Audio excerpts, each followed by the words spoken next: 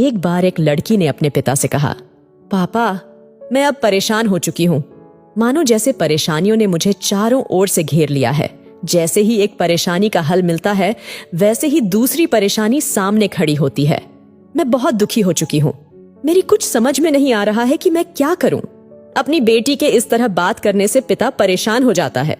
थोड़ी देर कुछ सोचने के बाद वह अपनी बेटी से कहता है कि बेटी, मेरे साथ रसोई में चलो।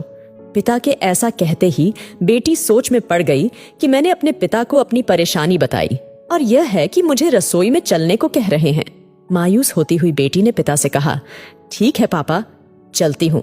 रसोई में जाते ही उसके पिता ने 3 पतीले लिए और पहले पतीले में उन्होंने आलू डाला और दूसरे पतीले में अंडे डाले, तीसरे पतीले में कॉफी बीन्स डाली। सभी पतीले में एक समान पानी भरकर पतीले को गैस के 3 चूल्हे पर एक समान ताप पर उबलने को रख दिया और इंतजार करने लगे। इसके बीच वह एक दूसरे से कुछ न बोले, बस उन पतीले को देखते रहे।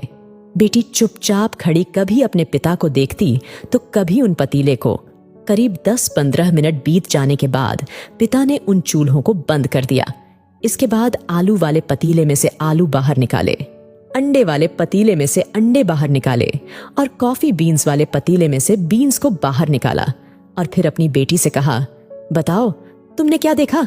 बेटी ने जवाब दिया, आलू, अंडे, कॉफी बीन्स पक चुके हैं। तो पिता ने कहा, आलू को देखकर बताओ कि आलू में पहले और अब में क्या फर्क है?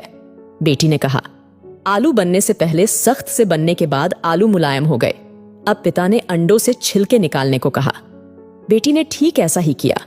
उसके ऐसा करते ही पिता ने पूछा, पहले जो अंडे थे और अब जो अंडे हैं उनमें क्या फर्क है? बेटी ने कहा, पहले अंडे ऊपर से सख्त और अंदर से तरल थे, लेकिन अब अंडों को छिलके से बाहर निकालने के बाद अंडे अंदर से सख्त हो गए हैं। पिता ने कहा, ठीक है, अब कॉफी बीन्स के बारे में बताओ। बेटी बोली, कॉफी बीन्स पहले अलग अलग थी, अब उबलने के बाद पानी के साथ मिल गई है और महक भी आ रही है।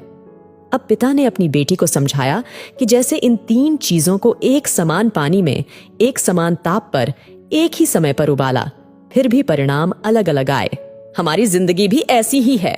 हमारी जिंदगी में कोई ना कोई परेशानी जरूर आती है, लेकिन हमें इस परेशानी को कैसे संघर्ष करके हल करना है, यह सिर्फ हमारे ऊपर है।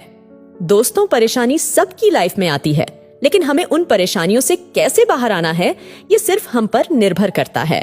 जब परेशानी आती है तो वह परेशानी किसी के लिए बहुत बड़ी समस्या बन जाती है, तो किसी के लिए वह समस्या अवसर बन जाती है। यह सब सोच पर निर्भर करता है। हमें हमेशा याद रखना चाहिए कि जब तक जीवन है तब तक संघर्ष है। दोस्तों, आपको ये कहानी कैसी लगी कमेंट करके जरूर बताएं और साथ ही इस कहानी को ज्यादा से ज्यादा शेयर करें। धन्यवाद।